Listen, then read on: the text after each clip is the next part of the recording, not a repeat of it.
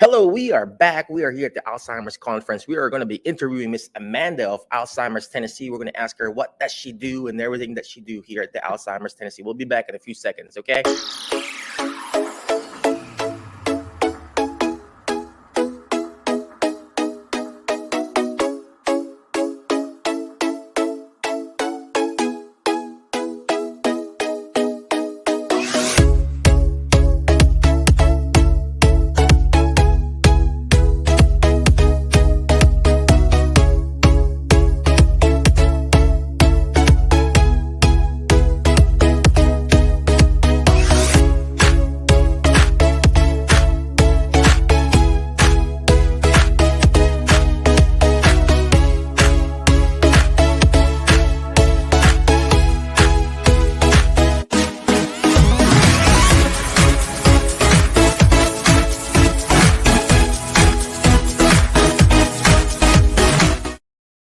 Hello, we are back. We're coming to you live here at the Alzheimer's conference. This is Dr. Mike Cho, physical therapist, and I'm here with Miss Amanda of Alzheimer's Tennessee. I'm sorry. Yes. And we're going to ask her what does she do in Alzheimer's Tennessee, what are the different services that they provide, and everything like that. So, Miss Amanda, could you please tell us who you are again, what you do? And you are so busy. You are all over. I'm all over the I world, know. I tell you. Mhm. Alzheimer's Tennessee, I'm the regional director here in West Tennessee, which a lot of people say, well, is your office here in Jackson? Well, it's wherever my car is that day, truthfully. We actually are over all 21 counties of West Tennessee, so we are moving and shaking. But Alzheimer's Tennessee is a resource centers for families. You know, a lot of folks, when they get the diagnosis, they don't know the first step. You know, they've just got the diagnosis. They're trying to maybe accept or swallow that at the beginning and be like, what do we do? And so we encourage families to come, and we truthfully, we follow them from diagnosis to, unfortunately, the end of that disease, because as of today, we don't have a cure for Alzheimer's. That's why we do what we do every day. We want to educate, we want to fundraise, we want to promote awareness. And that's what Alzheimer's Tennessee does. So we are that local resource that will provide a support group, a training, be like we are today, provide a conference and things like that. So we're just thankful to be a part of that. Amazing. Well, let's step back a little bit. So could you please tell me what is Alzheimer's? A lot of, we're streaming this in their Alzheimer's and dementia support group.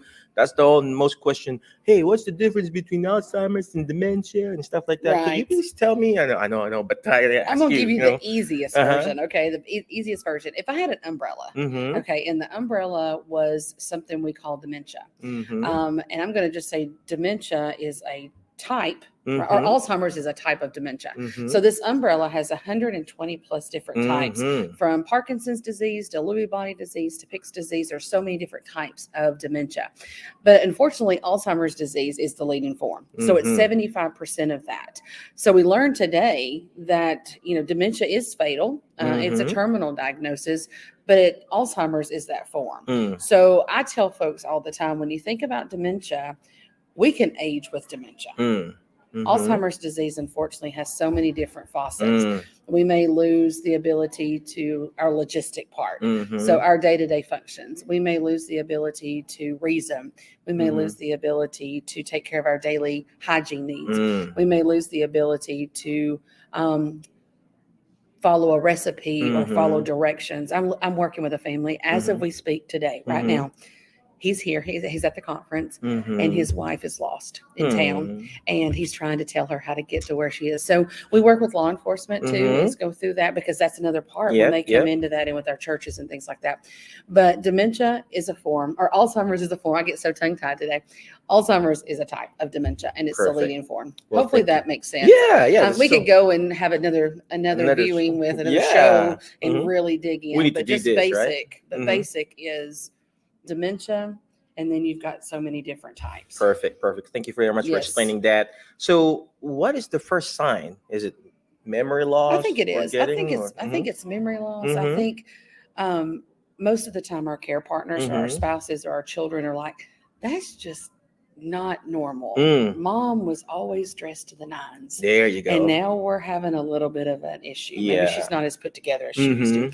Or a friend of mine her mother was an avid baker, and they had kind of taken the roles away. Not as, everybody wanted to help mom. And so she was a baker. So her role was the desserts on Sunday. And how her children found out is a cup of sugar and a cup of salt look the same. Oh, yeah. And so they tasted this piece of pie that day, and they were like, this is not right. It's not pie. And it was so bitter. And so they were like, Mom, is that a mix-up? No, there's nothing wrong with my pie. And so that was just a way they started financially, not being able to balance your checkbook, maybe not being able to keep up with appointments and dates and getting lost with directions. That's kind of that basic thing. I always tell people, if you walk into a room and you don't know what you're there for, but you walk out and you come back in, you remember, that's just stress, right? Or if you lose your keys, that's us every day. If you lose your keys and you find your keys, but you don't know what to do with your keys to get in your car, that's an issue, because we lose our keys all the time. Where do we lay them down when we come in the house? Where do we lay them down? So I think that basic stuff would just be basic everyday survival stuff, which would make sense to be like, oh, well, this isn't right. And then we need to go in and we need to start working with our physicians to say, is it a deficiency in vitamins? Are we having urinary tract infections? Is there something else going on? Because I told a lady today at the booth, I said, we're not going to call it something until we know. That's true. Because vitamin D, vitamin B12, mini strokes. I mean, they get a family that we've dealt with several years ago.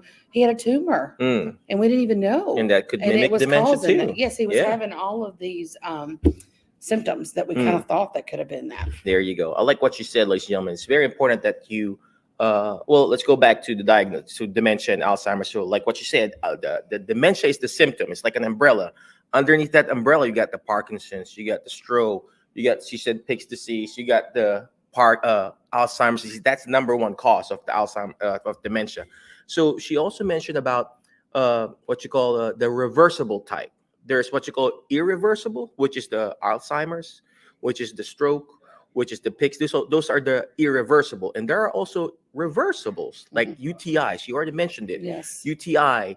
What you call tumors, medication, and those are what you call reversible types of dementia, and those are treatable. In even the UTI itself, those are treatable. So it's very important that you check, go to your physicians and everything. Miss Amanda, so how can they reach you? First, do you go to their homes? Do you talk to them over the phone? Do they have a hotline, or do you go to There's so many do you have a clinic? ways. How does Alzheimer's Tennessee work? Yeah, there's so many different ways now. We can be reached by the phone, which our phone number is 731-694-8065. You can go to our website, which is alztennessee.org, and you can find a wealth of information on the website. You can call, like I said, you can call us. We do have an office, but like I said earlier, my office is where I am. And so we do come and do home visits. We've got a lot of folks that'll say, will you just come sit at our kitchen table? We'll tell you what the doctor has told us. We'll work with our families. We need a plan. We need a map. What does this plan look like for the next 6 months to the next 5, 8, 10 years? That's Who knows right. what we're doing with? And so that's the easiest way is call me and we'll set up a time to meet. Perfect. So we don't really have a clinic. We have an office. It's in Jackson. But I don't really use that as a meeting place because it's really storage and it's where we are. So I really like the concept of Alzheimer's Tennessee because we focus so much on being local that I want to meet you where you are. And I tell the story a lot of times that several years ago, I was the director in Cookeville over in that area. And there was a lady that called me, and it was before we were getting ready to load up for the day. And she panicked. She called me, and you could just tell she was so distressed. And she said, I've only got 2 hours. She said, I'm trying to get to the grocery store. I'm trying to do the errands. I'm trying to do everything, but I don't even know where to start. My husband's got the diagnosis. We're seeing a rapid change. What's going on? I don't even know where to go. Well, I'm, of course, in the background getting all my things together. And I said, well, tell me what grocery store you're at. And she said, I'm at Kroger. I'm in the frozen food aisle. And I said, well, stay there.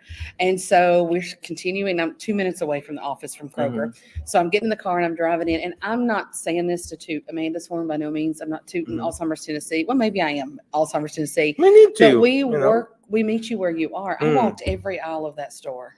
And we looking talked for about her. no, we talked about resources. So I found her in the frozen food There aisle. you go. And we talked about resources. We talked about things that she needed to ask at her Mhm. doctor's appointments. We talked about how that she could have got services into the home. And she looked at me and she said, "You literally came to the grocery store." And I said, "That's what we do." So I don't want to be in our office. Yeah, I mean, if we need to have a meeting somewhere, let's go have a meeting. Yeah. That's fine. But that's just where we are. We want to stay local. We want to take care of our people here. And of course, meeting where they're at, whether physically, emotionally, Yes. and spiritually. Yes. All right. Again, thank you very much, Ms. Samantha. This is such an amazing conversation. Again, where can they reach you again? Where can they, and in what 731. area?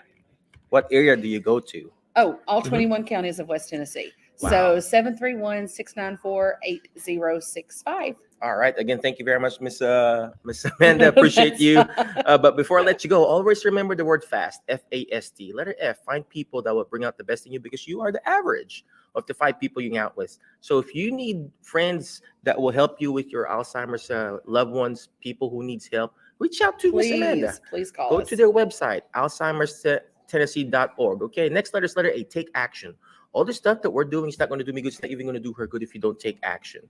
I'm not getting paid. She's not getting paid. We just do this because we want to help you guys. Take action. Go to their website. Reach out to her. Call her number because it may not be applicable right now, but it could be applicable in the future. Okay. Next letter is letter S. Share and subscribe. Share AlzheimersTennessee.org. She's got amazing events coming up soon. Could you please share it?